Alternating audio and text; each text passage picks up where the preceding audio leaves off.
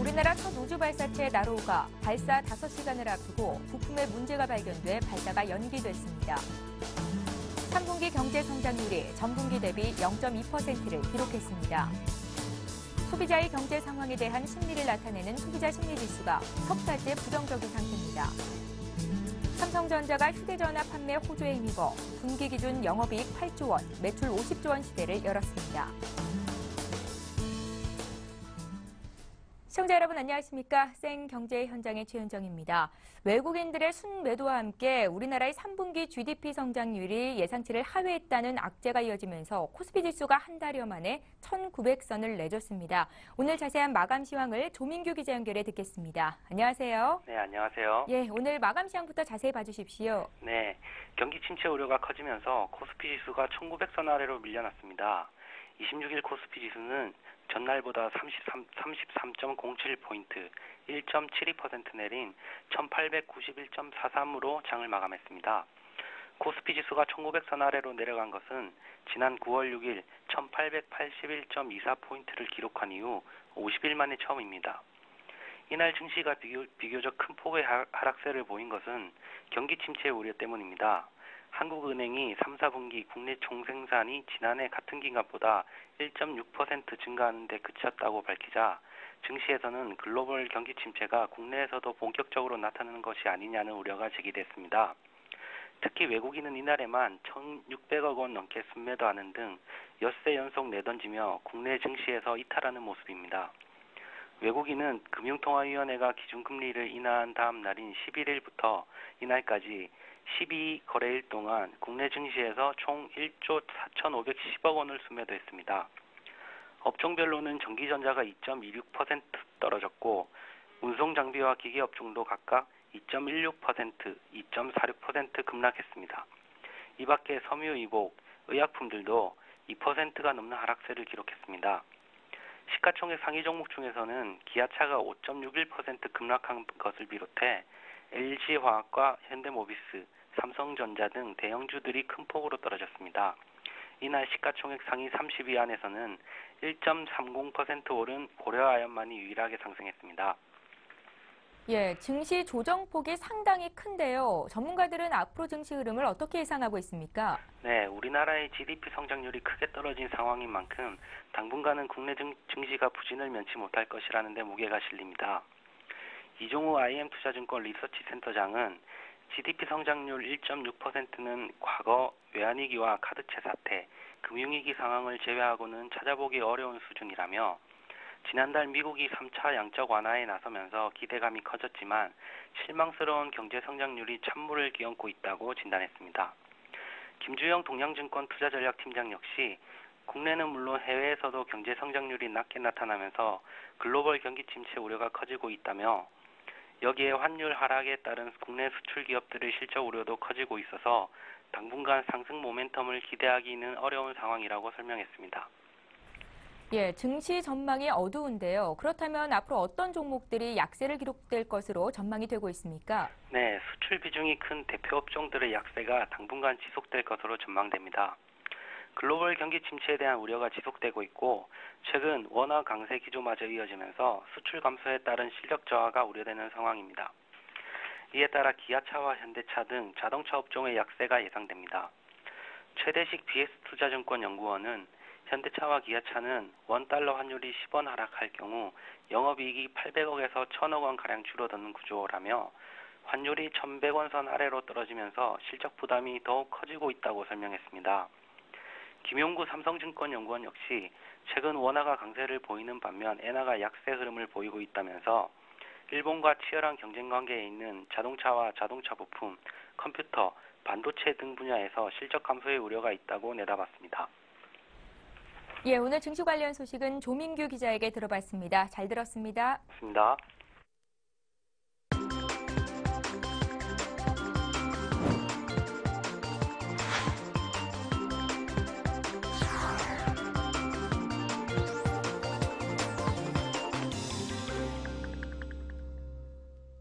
오늘의 주요 뉴스입니다.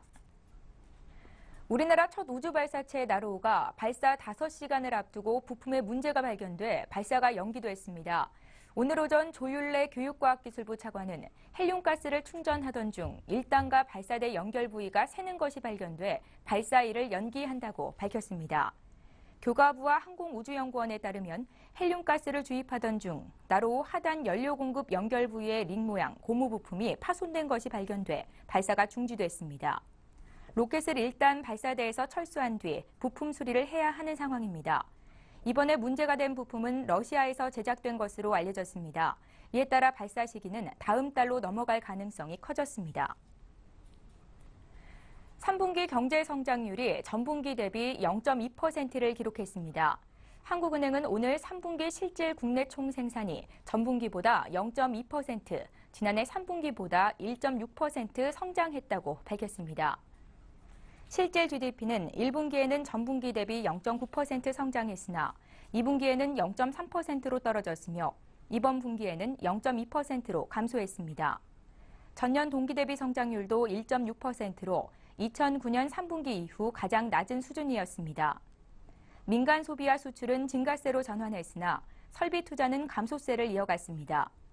3분기에도 경제 성장세 둔화가 이어지면서 올해 한국은행이 전망한 성장률 2.4% 달성에도 빨간불이 켜지게 됐습니다.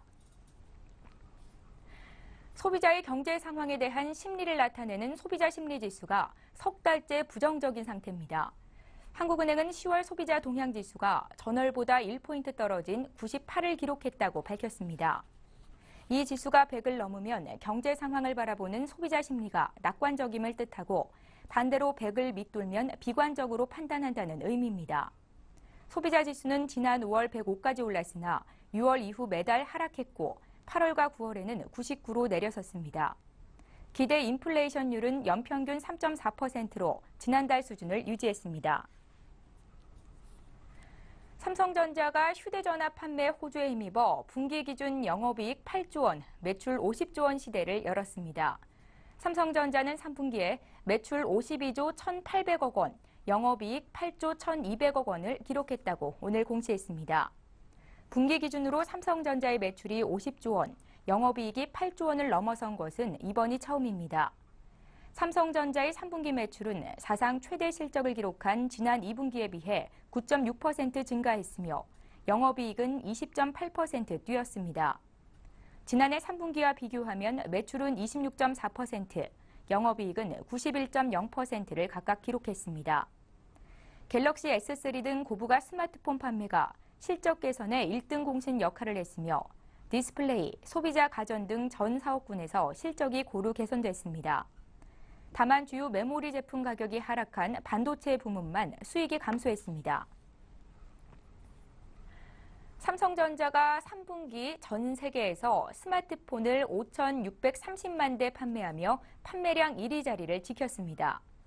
시장 조사기관인 IDC에 따르면 3분기 삼성전자는 전 세계 휴대전화 시장 점유율 23.7%를 차지했고 노키아가 18.7%로 뒤를 이었습니다. 애플은 시장 점유율 15%로 3위를 기록했고 LG전자가 4위였습니다. IDC는 3분기 전 세계 휴대전화 시장이 전분기 대비 2.4% 성장했다고 밝혔습니다. LIG건설의 기업어음 사기 의혹과 관련해 구자원 LIG그룹 회장이 투자자들에게 사과하고 손해를 배상하겠다고 밝혔습니다. 구 회장은 오늘 오후 마포구 합정동 사옥에서 긴급 기자회견을 열어 서민 투자자 여러분이 입은 손해에 대해서는 배상할 수 있도록 최선의 노력을 다하겠다고 말했습니다. 구 회장 측은 사제 출연을 포함한 다양한 방법을 통해 서민 피해자를 최우선으로 배상하겠다는 입장입니다. LIG그룹 오너 일가는 LIG건설의 재무 상태가 나빠져 상환 능력이 없는데도 작년 3월 법정관리 신청 전까지 총 1,900억 원 상당의 기업어음을 발행한 혐의로 수사를 받았으며 어제 검찰은 구 회장의 아들인 구본상 LIG넥스원 부회장 등에 대해 구속영장을 청구했습니다. CP 발행에 따른 피해자는 757명으로 파악됐습니다. 달러원 환율이 심리적인 지지선인 1,100원 선 밑으로 떨어지면서 연중 최저 수준에서 거래가 되고 있습니다. 오늘은 어제보다 1원 20전 내린 1,097원의 거래를 마쳤는데요. 달러원 환율이 우리 경제에 미칠 영향에 대해서 분석해 보겠습니다. 서울경제신문 경제부의 이현선 기자가 전화로 연결되어 있습니다. 안녕하세요. 예, 안녕하세요. 예, 달러원 환율이 어제 오늘처럼 떨어진다면 앞으로 우리 경제에는 어떤 영향이 있을까요? 환율이 많이 떨어지면 가뜩이나 더딘 회복세를 보이는 국내 경제가 더욱 어려워질 전망입니다. 원화 강세는 수출 악화로 이어지고 있는 곳 경제 성장을 둔화시키기 때문인데요. 수출 기업은 원화로 환산한 채산성이 악화되고 원화 강세가 만약 지속될 경우에 수출 물량까지 감소할 수밖에 없습니다. 물론 원화 강세가 주는 긍정적인 영향도 있습니다. 수입 물가가 떨어지면 국내 물가를 안정시킬 수 있기 때문입니다. 하지만 최근 대내외 여건을 보면 원화 강세가 오히려 부정적 영향을 더 증폭시킬 수 있다는 점에서 정부와 기업을 바짝 긴장시키고 있습니다. 예, 달러원 환율이 급속도로 떨어지면 가장 문제가 되는 것이 바로 수출일 텐데요. 어떻습니까? 예, 현대경제연구원이 이에 대해서 최근 보고서를 냈는데요. 이 분석에 따르면 원달러 환율이 1,100원 밑으로 내려가면 우리나라의 주력 수출품인 자동차와 정보통신 분야의 수출이 직격탄을 맞는 것으로 나타났습니다.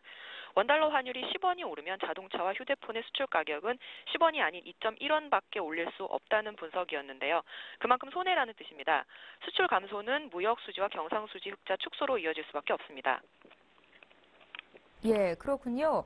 기업들도 상당히 급박하게 움직이고 있다고요. 예, 그렇습니다. 어제 원달러 환율이 1,100원 선이 무너지고 오늘도 이를 회복하지 못하면서 주요 수출 기업들은 긴급 회의를 갖는 등 대응책 마련에 나선 분위기입니다. 환율은 올해 들어서 하향 곡선을 계속 그리고 있는데 1,100원 선은 기업들이 심리적인 마지노선으로 삼았던 기준입니다. 당장 4, 4분기 실적에 어두운 그림자가 드리워졌습니다. 현대경제연구원에 따르면 환율이 10원 하락하면 삼성전자의 경우 연간 영업이익이 3천억 원 감소하고 현대기아차는 2천억 원 줄어드는 것으로 나타났습니다. 이에 따라 삼성, LG, 포스코 등 대다수 기업들이 월별, 분기별 경영계획을 수정하고 있습니다. 현대기아차는 보수적인 전망치를 근거로 경영에 나선다는 전략이고 삼성전자는 전 세계 현지법인과 밀접하게 연관하면서 대응해 나가겠다는 계획입니다. 예, 오늘 한국은행이 발표한 3분기 경제 성장률 역시 좋지 못했는데요. 영향을 미치겠지요? 예, 우리나라는 수출로 먹고 사는 나라입니다. 이 때문에 수출이 부진하면 경제 성장률 역시 떨어질 수밖에 없는데요. 삼성경제연구소가 지난 2010년 내놓았던 보고서에 따르면 연평균 원달러 환율이 110원으로 하락할 경우에 우리나라 경제 성장률은 약 1%포인트 하락하는 효과가 발생하는 것으로 나타났습니다. 정부가 미국 등 글로벌 양적 완화와 잇따른 국가 신용 등급 상향을 이유로 환율 하락을 마냥 놔둘 수 없는 것도 이런 이유에서입니다. 급격한 환율 하락을 막고 외환 건전성 강화를 위해 추가 대책을 내놓아야 한다는 지적에도 힘이 실리고 있습니다. 또 저성장과 저환율에 맞게 거시경제 큰 그림을 다시 그려야 할 것으로 보입니다. 예, 오늘은 환율 하락이 우리 경제에 미칠 영향력에 대해서 분석해봤습니다. 경제부의 이현선 기자와 함께했습니다. 잘 들었습니다. 예, 감사합니다.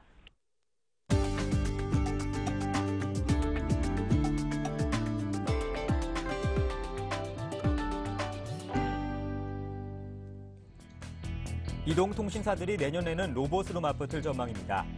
KT가 유아교육용 로봇인 키봇을 내놓은 데 이어 SK텔레콤이 오는 12월 어린이 교육 로봇 알버트를 상용할 준비를 하고 있습니다. 알버트는 몸체에 스마트폰을 장착하면 간단히 로봇을 구성할 수 있으며 이용자의 연령과 취향에 따라 애플리케이션을 사용할 수 있는 것이 장점입니다. KT는 어린이 교육용 로봇인 키봇을 지속적으로 발전시키는 한편 노인과 성인을 위한 로봇도 별도로 개발할 방침입니다.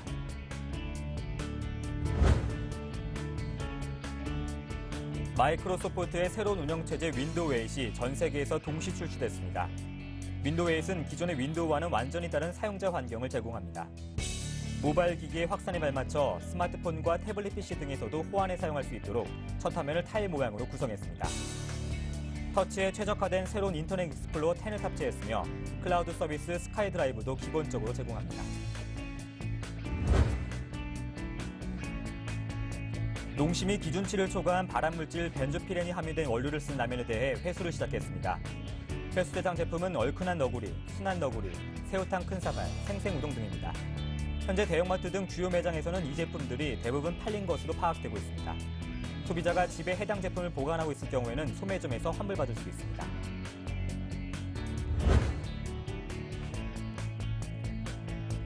서울중앙지법 심우영 판사는 KT 전산망을 해킹해 휴대전화 고객 정보를 유출한 혐의로 기소된 텔레마케팅 사업자 황모 씨와 해커 최모 씨에게 각각 징역 1년 6개월의 실형을 선고했습니다.